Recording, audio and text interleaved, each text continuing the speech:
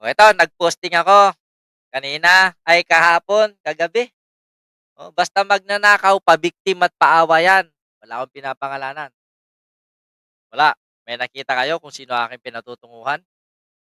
Wala. Pero may mga naulol. Eto. Itong si J.D. Zibush na taga Singapore.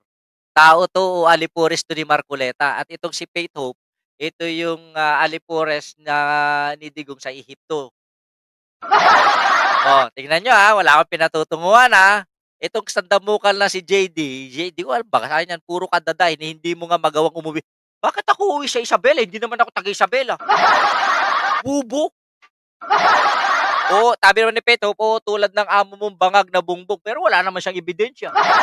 Kung bangag si BBM, bakit hindi nila ipahuli? 'Di ba abogado si Sara? Abogado itong si Duterte. Bakit hindi nila makasuhan si BBM? Ito kasi yung mga Lipores. Itong si JD, ito yan. Itong itsura niya, taga Hong Kong, taga Singapore yan. Tao to ni Marcoleta. Talagang alipores ito ni Sara Duterte. Oo. Pero walang kwenta. Bubo. Eto yan, oh. Oh, galing Tangina, 6-footer ka, JD Oh, may paano ka pa. May pa-kalenda-kalendaryo ka pa.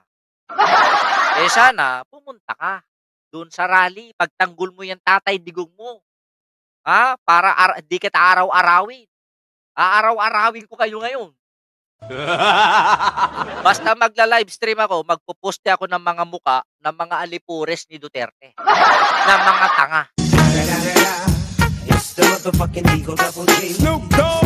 Mga walang ebidensya. Bakit nyo sinisisi si BBM? Hindi na presidente si BBM. Di ba sabi nyo, noong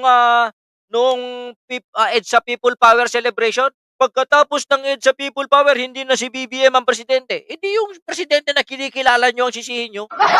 Di ba kinikilala nyo yung presidente ninyo, si Sara Duterte? Bakit hindi nyo pakasalanan si Sara Duterte? Baka siya nagpahuli ng kanyang ama.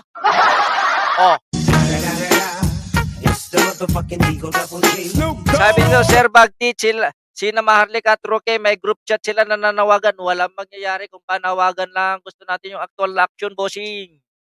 Diba?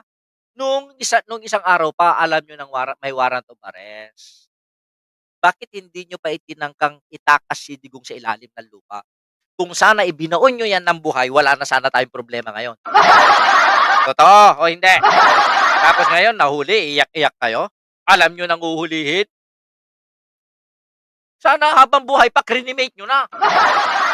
Oo, tapos nilibing nyo sa libingan ng mga bayani kahit hindi naman siya sundalo.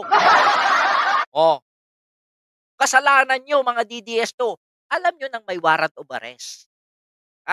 Alam na din ni Digong na may warrant of arrest.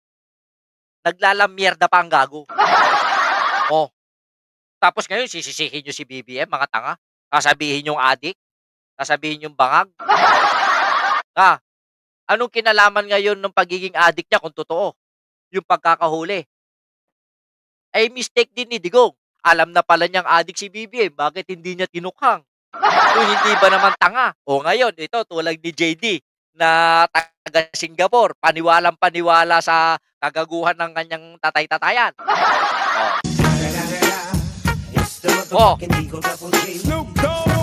Hindi ba naman kayo tanga? Nagpapanggap na makasara, pero nakapula. Sino ngayon ang tanga? Sino ngayon ang plastic? Sino ngayon ang manggagamit? Kasi ako, never ako magbeberde. No way. Alam niyo itong mga to, noong panahon ng kampanyaan ng 2022 election, ito yung mga bida-bida. Unity team. Asan na ngayon unity team ninyo? Asan? Matarantado. Mula umpisa, wala kayong paninindigan. Wala umpisa, wala kayong prinsipyo. JD, katayin mo sarili mo. Friend kita sa Facebook, di ba? Yung isa, blinak na ako. Hindi kinaya. JD, para ipagmalaki ka ng pamilya mo. Panindigan mo, ipaglaban mo. Tatay Digong mo. Pakita mo yung paninindigan mo kung meron. Huwag kang supot, boy. Sabi ko sa'yo. Pero ito, alipores to ni Marcoleta. Yung bobong kandidato ni Digong. Eh, paano 'yan wala na si Digong para ikampanya kayo. Ah, ano wala ng panalo 'tong mga tauhan ni Digong, wala na siya, eh. Kaya ni Sara na ipanalo 'yang mga 'yan? Wala. Ano bang iniisip niyo 12-0 na, gano'n. Baka magulat kayo 'pag sa boto ko.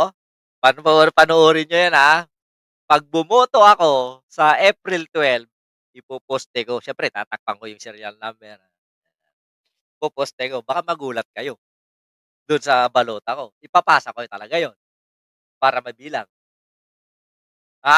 Nagkunwari na loyalista siya yung Ilocano ba, oo, mahilig magpanggap 'tong gagong 'to. Sa totoo lang, akala mo matalino, pero alipores ni bobo. Oh, shout out JD.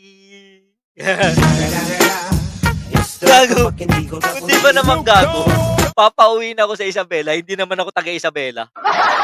Maliban lang kung may magmamahal sa akin taga Isabela. Oo. 'Di ba? Gago. Ayan, sino ba? Sige bati-bati kayo. Oh, eto, dali tignan natin, meron pa ba?